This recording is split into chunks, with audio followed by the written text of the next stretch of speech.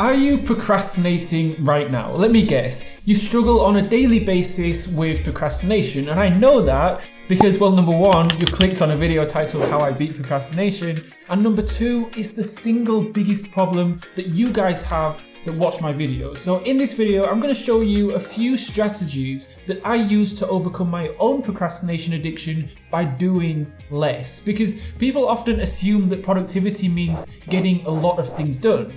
The people that get the most work done are the most productive, right?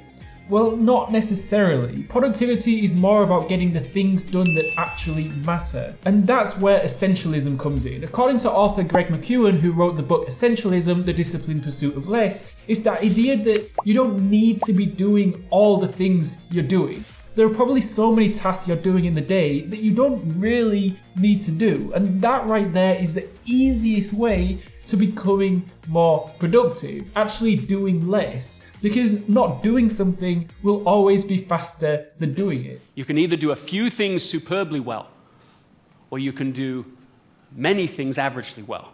And that basic trade-off exists everywhere, visually. You can either be pulled in a million directions, the undisciplined pursuit of more, or the alternative, to be able to get focused on the right few things at the right time for the right reasons.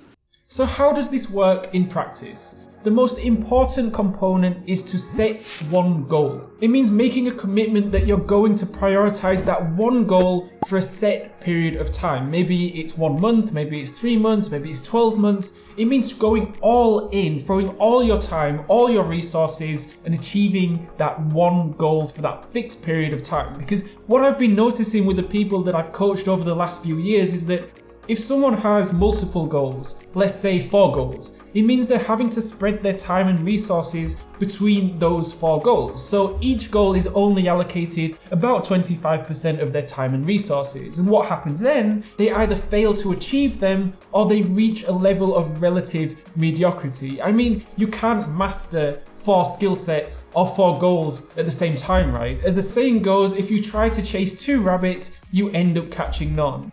And the fact that so many of you are struggling with procrastination is why I created the Productivity Algorithm, which is a 2-week live cohort-based course launching very soon. We take each of the 12 fundamental productivity pillars and tie them all together, almost like a checklist to optimize your productivity and essentially optimize your life so you live a happier, healthier, and wealthier life over a 2-week period. Because in a nutshell, YouTube is good for kind of learning and acquiring short-term knowledge. And what I mean by that is that when you're watching a YouTube video, you'll probably forget 90% of what you just watched within maybe 24 hours, right? Because you're learning in a passive state and you're not taking action. Knowledge is only useful if it is followed by action, and that's why we designed the 2-week Productivity Algorithm course to be centered around daily live workshops with a relatively small group. We're only accepting the first 60 students for this cohort to really make it as interactive and engaging as possible.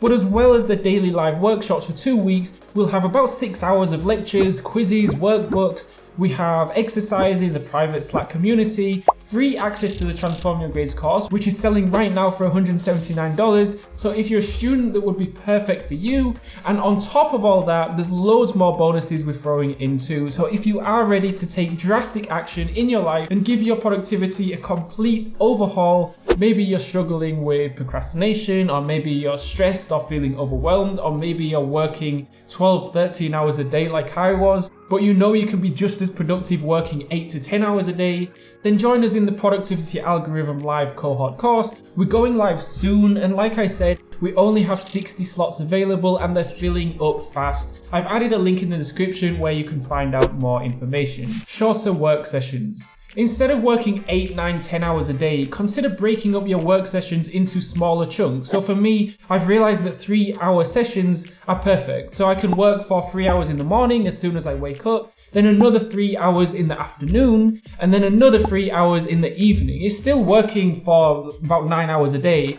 but it's just breaking them up into smaller, more kind of bite-sized sessions. And this ensures that I have breaks in between. I can eat, I can exercise, I can even take a nap if I want. But then when another session starts after having a good rest, I'm back at my desk giving it 100% focus.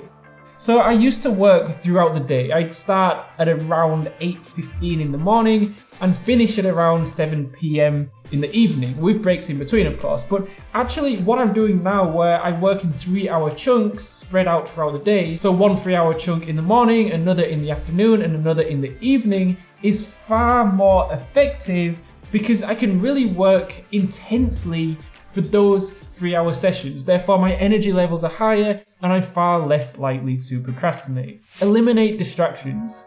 This one is fairly obvious, so I'm not going to talk about it too much, but it really does make a massive difference. A lot of people kind of underestimate just how bad distractions are for procrastination, like phone notifications, background noise, family or friends distracting us, things like that. So minimizing these sources of distractions isn't always easy, but there are some obvious things you can do, like turning off the TV, putting your phone in another room. I usually put mine on silent behind my laptop screen so I can't see or hear it.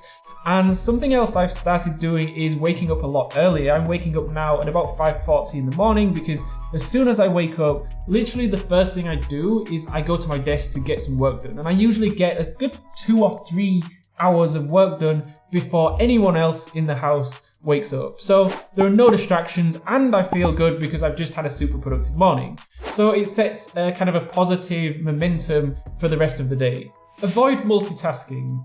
Another one that seems relatively obvious, but many people feel like doing lots of things at once is a great way of getting a lot done quickly. It turns out that we're actually quite bad at multitasking. So juggling multiple tasks at once can dramatically cut down on productivity and makes it much harder to kind of hone in on the details that are truly important. You can kind of think of your attention as a spotlight. If you shine that spotlight on one specific area, you can see things very clearly, but if you spread that same amount of light across a large dark room, you might instead only glimpse the shadowy outline. So you can significantly improve your productivity by giving your full attention to one task at a time.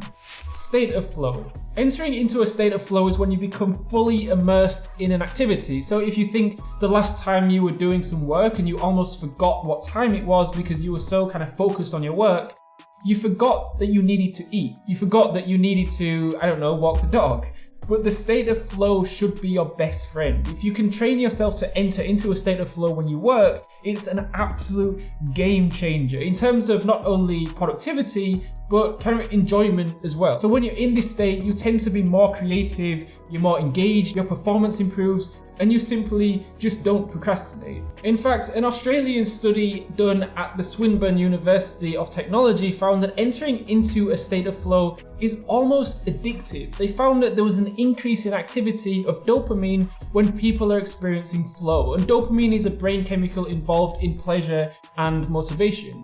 So ways you can enter into a flow state include setting clear goals, eliminating distractions, working on one task rather than multitasking, adding an element of challenge, and working on something you enjoy. So essentially there are two main areas that you need to keep in mind when you're implementing essentialism to help overcome procrastination. So there's the macro level, the bigger picture. So having one main goal and going all in, throwing everything you have at that one goal. And secondly, the micro level, so the task that you're doing on a daily basis, you need to be 100% focused on one task at a time, no distractions. And working shorter but more intense sessions rather than longer but less intensive sessions can help with this, while also kind of training your brain to be able to enter into a state of flow when you're working.